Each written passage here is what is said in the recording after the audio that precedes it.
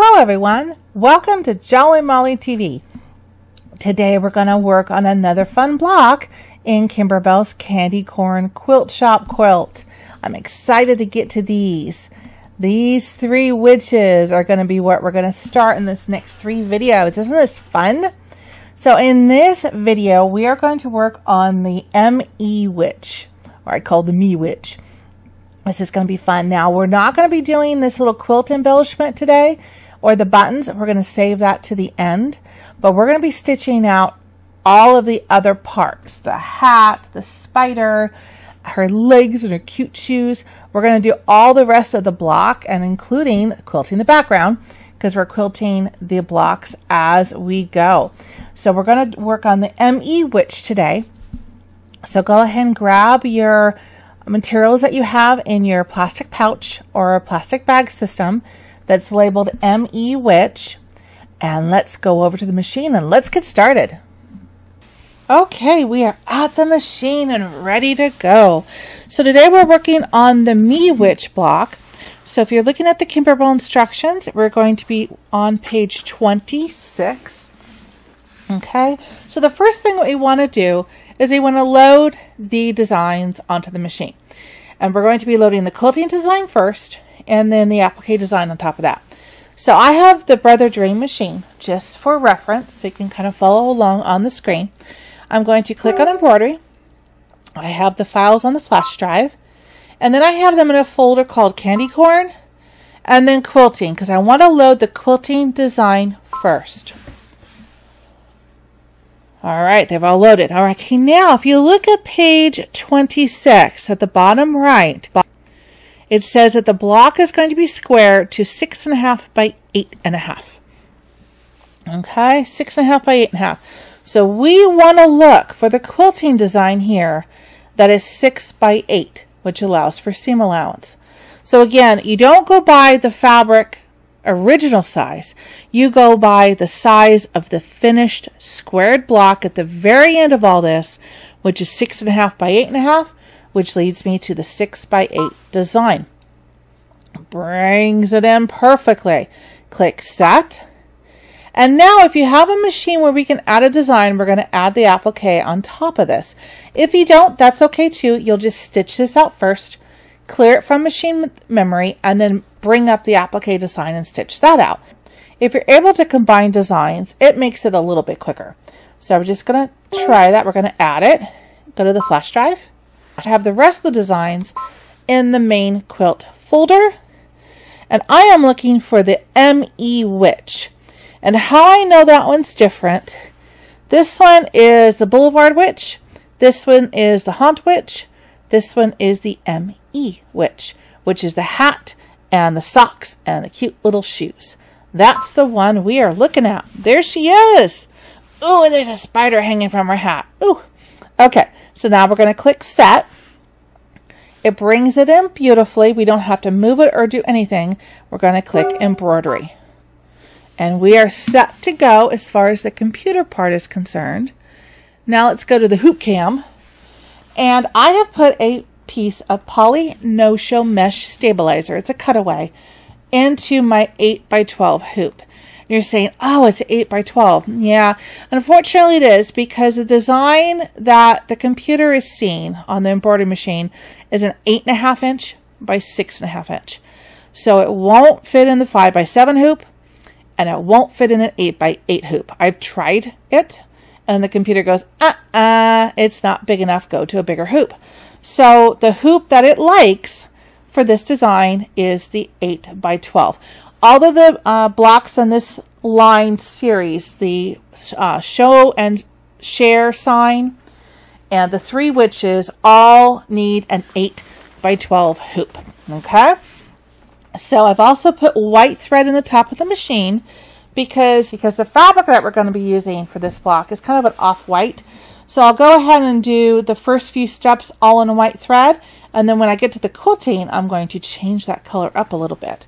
But so I went ahead and put white thread in the top of the machine, and let's stitch out the placement line for the batting.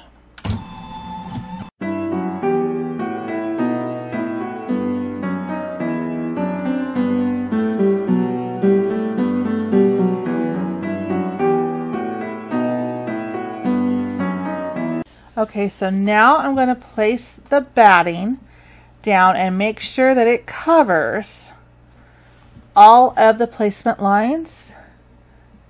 And it's white. Okay, we're right there. We got about 1 inch, a little bit less, so we're going to bring it down a little bit. And I've got plenty on the sides. So again, we got good enough there and good enough on the bottom. All right, so let's put the foot down and let's tack down this batting.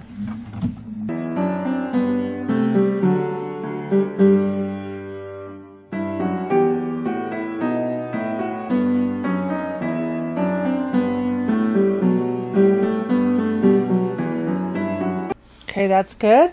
So let's take the hoop out of the machine and we're going to take this over to the table and we want to trim away this excess batting.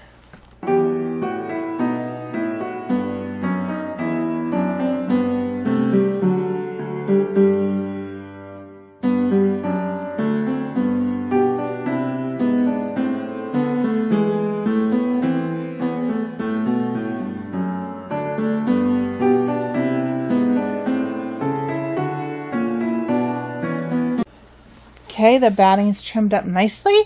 Now we still have white thread in the top of the machine, and I'm going to go ahead and stitch out the placement line for the fabric. So foot down and stitch.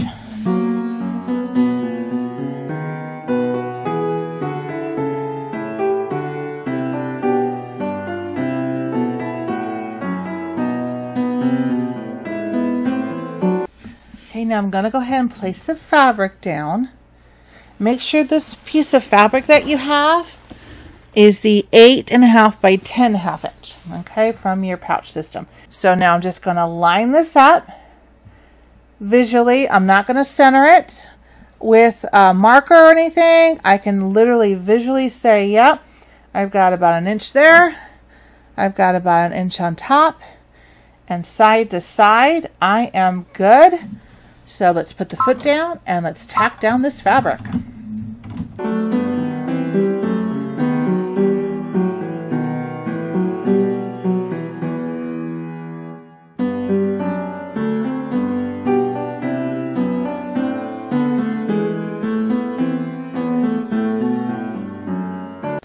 So if you're probably asking, why don't we need to mark it, as even though the instructions say, it's a good practice to mark it. But because they've allowed enough fabric on all sides, we're going to be trimming this away anyway. This stitch line is going to eventually become your cut line. So because of that, we have extra fabric over here. So if you're not exactly centered perfectly, it's okay. But if you can visually align it like I did, so you have plenty on the top, the bottom, and the sides, it's going to be close enough to be perfect for what we're doing in this block. There are other instances where we will need to center it perfectly in other projects, but for the way this is defined right here with the stitch line, we don't need to, because all this is going to get cut off anyway. So we are good being close. Doesn't have to be perfectly centered. We are close centered. Okay, make sense? All right, so now I'm going to get ready to stitch the quilting stitches. And last time with the sign, I fell in love with this peach colored thread on the quilting background. Remember I said it kind of looks like a haunted sunset. I love that look. So I'm going to use the same thread for all 3 of the witch blocks so it'll match. So I'm going to go ahead and put this thread in the top of the machine. Yeah, I think it's going to be really cool to have these 4 blocks all have the same color quilting as a theme. That will kind of make it look like a cohesive 4-block series. So that's what I'm going to do for this one. But I love Kimberbell's projects because this is the example of how you literally can have your creative freedom. You can do whatever you want. You don't have to follow instructions. Exactly. If you wanted a purple quilting background, go for it. You can do whatever color you want, whatever makes you happy, and that gives you that creative license, that creative freedom to make this your own. So have fun with it. Be bold, be daring, do something different, do something out of the box that you normally wouldn't do. Try it. You just might like it. Okay? All right, so let's sit back and stitch this out. It's going to be in real life about an 8-minute stitch out. So let's fast forward, foot down, and let's stitch out the quilting.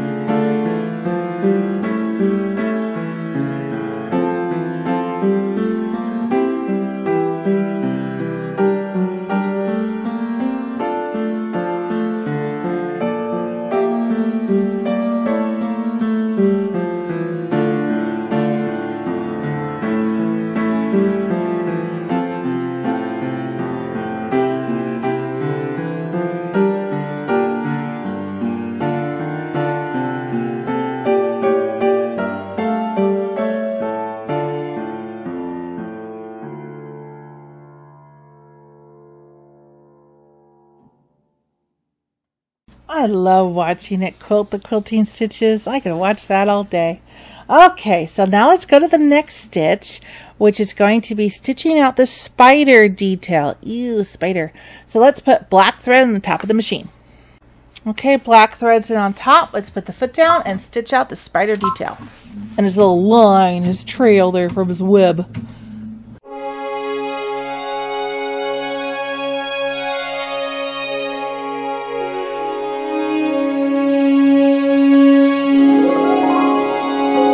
Someone stop, there's a spider on my block. Okay, so now let's do the next stitch, which is going to be the placement line for the hat glitter. So we can go ahead and leave the black thread up on the top because you're not going to see this placement stitch once we're done. Let's go ahead and stitch out the placement line for the hat.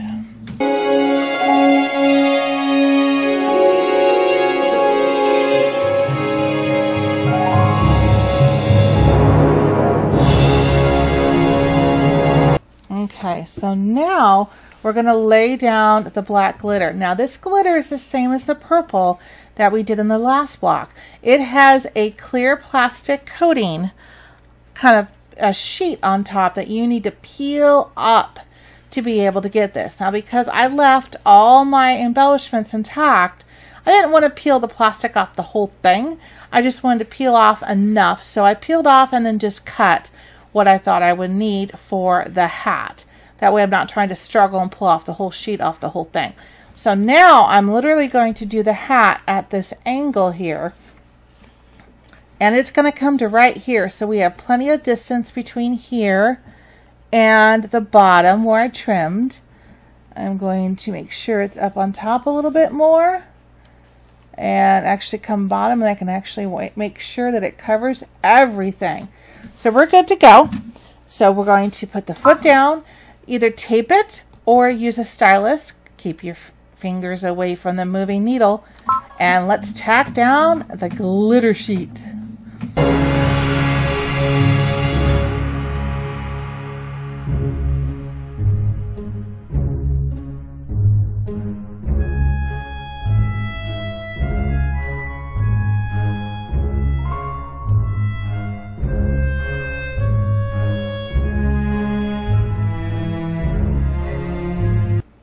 Very spooky and sparkly. Let's take that off. That's cool. All right, so now I'm going to take this over to the table and I'm going to very carefully cut around all this glitter around the outline of the hat.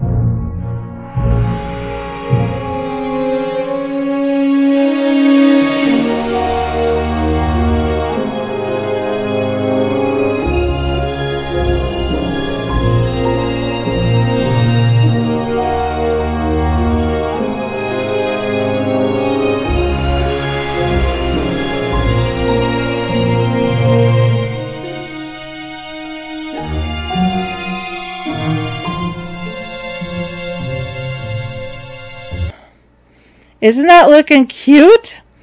Okay, so now we're going to get ready to start just filling in the hat and the legs and the feet with color.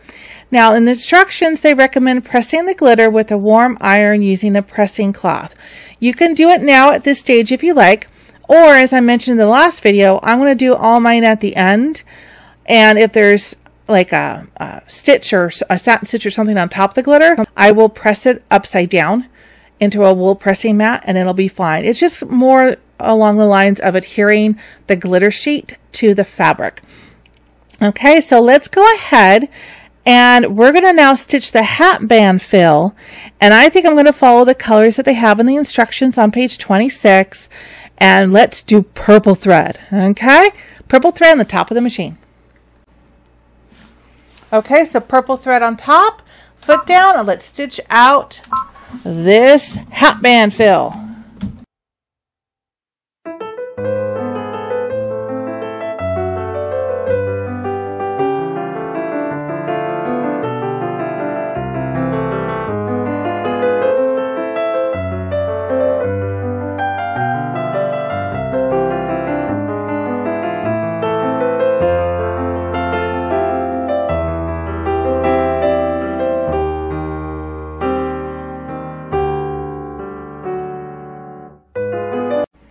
Oh, I'm loving this. All right, the next step is the buckle, the hat band buckle. So I like their selection of a gold thread. So I put a kind of a dark gold thread in here. And let's put the foot down and stitch out the buckle.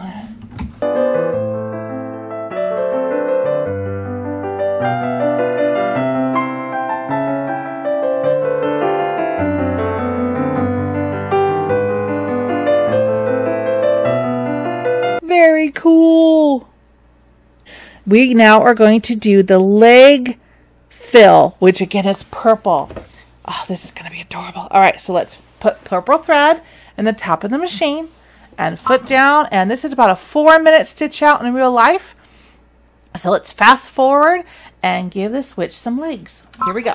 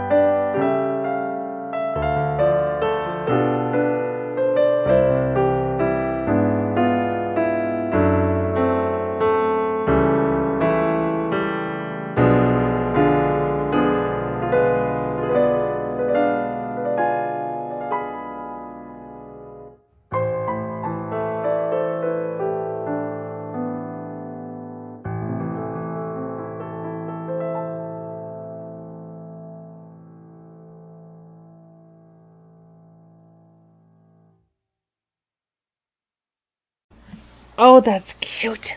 All right, so now we're going to stitch the leg stripe fill. And they show her, like her socks, as a purple, but then they show step 7 as black. But in the picture, it looks orange. And you know what? I think orange would be cute. She's going to have black boots. So let's do orange in the socks. Yeah, let's put orange for step number 7 instead of the black that they show. Let's do orange, a bright orange. I'm not going to do the peach like I did here. I want a bright orange that pops for her socks. So I'm going to put that color thread in the top of the machine. Okay, orange threads in the top of the machine. Let's stitch this out. This is about 2 minutes in real life. Let's make her some orange and purple socks.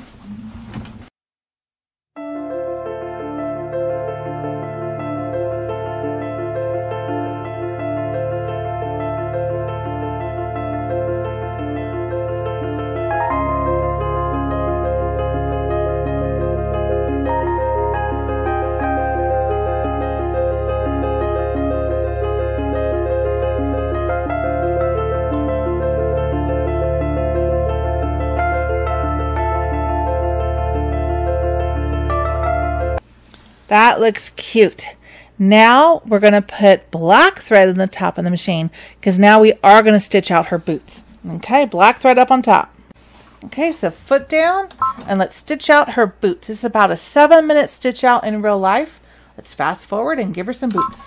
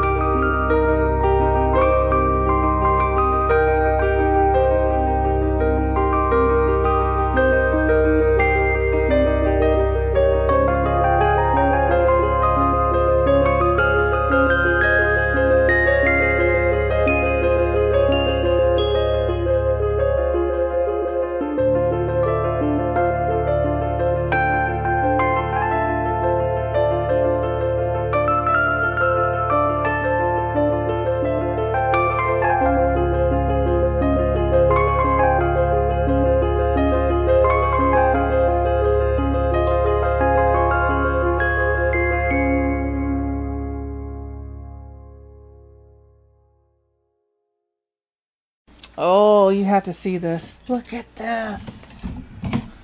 Isn't that cute? I love how they did that. We've got some jump stitches here that we can trim out at the end. Not a problem there. Oh. Okay, we got one step left, so let's put this back in the machine, and we're going to put gold thread, I think, up on the top because I want the flowers on the boots to kind of match her buckle. So I'm going to put gold thread in the top of the machine. Okay, let's put the foot down and stitch out the flowers on her boots. You're almost done.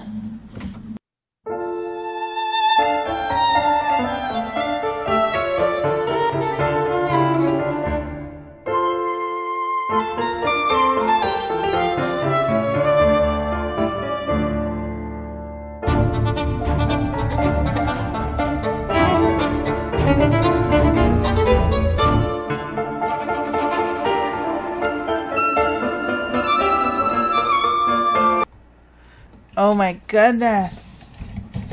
Look at how adorable that is.